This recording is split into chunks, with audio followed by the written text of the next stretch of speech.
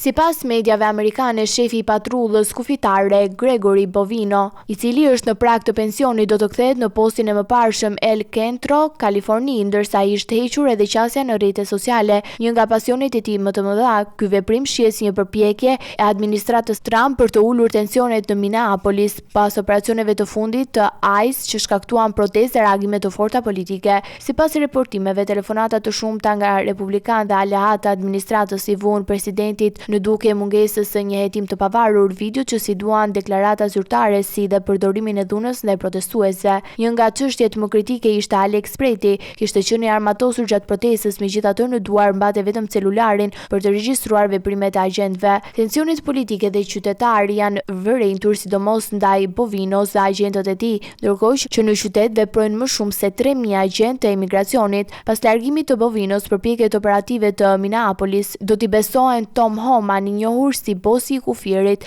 Analistët e konsiderojnë këtë lëvizje si një sinjal nga Trump për të gjetur një rrugdalje nga kriza dhe për të menaxhuar më mirë konfliktin politik dhe qytetar në qytet.